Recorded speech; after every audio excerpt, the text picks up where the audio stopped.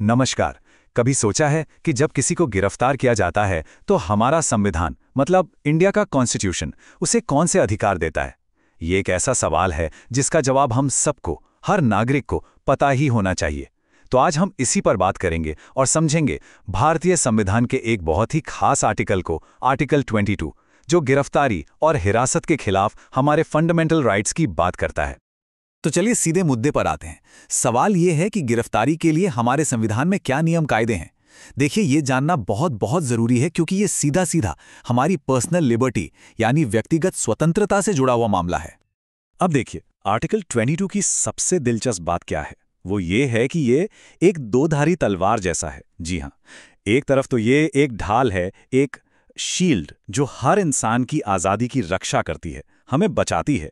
लेकिन दूसरी तरफ ये स्टेट यानी सरकार के हाथ में एक तलवार भी है जो उसे देश की सुरक्षा के लिए कुछ एक्स्ट्रॉर्डिनरी पावर्स, कुछ असाधारण शक्तियां देती है। तो चलिए कहानी की शुरुआत करते हैं उस ढाल से। मतलब पहले ये समझते हैं कि वो कौन से फंडामेंटल प्रोटेक्शंस हैं, वो कौन से सुरक्षा कवच हैं जो संविधान हर गिरफ्तार किए गए इंसान को देता है। तो आर्टिकल 22 के क्लॉज 1 और 2 में मोटे तौर पर 3 बड़े अधिकार दिए गए हैं। पहला, ये जानने का पूरा हक है कि भाई मुझे गिरफ्तार क्यों किया जा रहा है, कारण बताना ही पड़ेगा, ये मैंडेटरी है। दूसरा अधिकार यह है कि अपनी पसंद के किसी भी वकील से बात की जा सकती है, सलाह ली जा सकती है और अपना केस लड़वाया जा सकता है। और तीसरा, जो कि सबसे ज्यादा जरूरी है, गिरफ्तारी के 24 घंटे के अंदर अंदर सबसे करीबी मजिस्ट्रेट के सामने पेश करना ही होगा, हर हाल में। संविधान का ये हिस्सा बिल्कुल साफ साफ कहता है 24 घंटे। ये 24 घंटे की जो डेडलाइन है ना, ये एक बहुत बड़ी गारंटी है। हाँ, ये बात सही है कि इसमें गिरफ्तारी की जगह से कोर्ट तक आने जाने का जो ट्रैवल टाइम है वो नहीं गिना जाता, लेकिन उसे छोड़कर किसी भी हालत में मजिस्ट्रेट की इजाजत के बिना 24 घंटे से 1 मिनट भी ज्यादा हिरासत में नहीं रखा जा सकता। ये नियम ये पक्का करता है कि कोई भी कानून से ऊपर नहीं है। लेकिन कहानी में एक ट्विस्ट है। सवाल ये है कि क्या ये जो ढाल है, ये जो सुरक्षा कवच है, ये हमेशा हर किसी के लिए अवेलेबल होता है? जवाब है नहीं।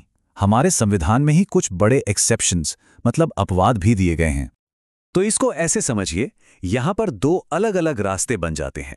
एक तरफ है स्टैंडर्ड अरेस्ट मतलब सामान्य गिरफ्तारी, जहां पर वो अधिकारों वाली ढाल पूरी तरह से काम करती है, और दूसरी तरफ है कुछ स्पेशल केसेस, कुछ खास मामले जहां ये ढाल काम नहीं करती। तो सवाल यह है कि ये एक्सेप्शंस हैं कौन? आर्टिकल 22(3) कहता है कि ये अधिकार 2 तरह के लोगों को नहीं मिलते।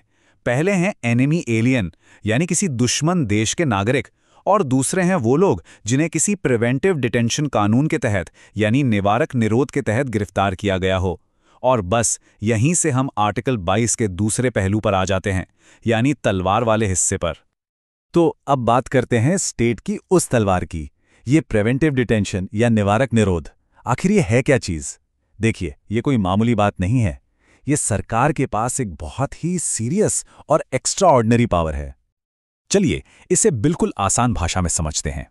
प्रिवेंटिव डिटेंशन का मतलब ये नहीं है कि किसी ने कोई जुर्म किया है और उसे उसकी सजा मिल रही है। नहीं, इसका मतलब है किसी को हिरासत में इसलिए लेना ताकि उसे भविष्य में कोई जुर्म करने से रोका जा सके। मतलब ये पूरी कार्रवाई सिर्फ शक के आधार पर होती है। मकसद होता है जुर्म होने से पहले ही उसे रोक देना। लेकिन इतनी बड़ी पावर पर संविधान एक लिमिट भी लगाता है, एक रोक, और वो है 3 महीने। आर्टिकल 22(4) साफ कहता है कि कोई भी कानून किसी भी इंसान को 3 महीने से ज्यादा के लिए प्रिवेंटिव डिटेंशन में नहीं रख सकता। हाँ, एक लेकिन है। ऐसा तभी हो सकता है जब एक खास प्रोसीजर को फॉलो किया जाए। और वो खास प्रोसीजर क्या है? वो है एक एडवाइजरी बोर्ड यानी एक सलाहकार बोर्ड। असल में ये बोर्ड ही वो सबसे बड़ा कॉन्स्टिट्यूशनल चेक है जो इस पावर के गलत इस्तेमाल को रोकने के लिए बनाया गया है। तो इस एडवाइजरी बोर्ड में होता कौन है? कोई ऐरा गैरा नहीं। आर्टिकल 22(4)(a) के हिसाब से इसमें सिर्फ वही लोग हो सकते हैं जो या तो हाई कोर्ट के जज हैं या रह चुके हैं या फिर हाई कोर्ट के जज बनने के लायक क्वालिफिकेशन रखते हैं। ऐसा इसलिए ताकि ये पक्का हो सके कि मामला पूरी तरह से लीगली साउंड लोगों के हाथ में है और जांच एकदम निष्पक्ष होगी। तो अब हम आ गए हैं आर्टिकल 22 के बिल्कुल कोर कॉन्फ्लिक्ट पर।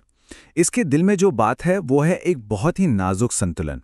एक तरफ है हिरासत में लिए गए इंसान के अधिकार और दूसरी तरफ है स्टेट की पावर। तो ये बैलेंस काम कैसे करता है?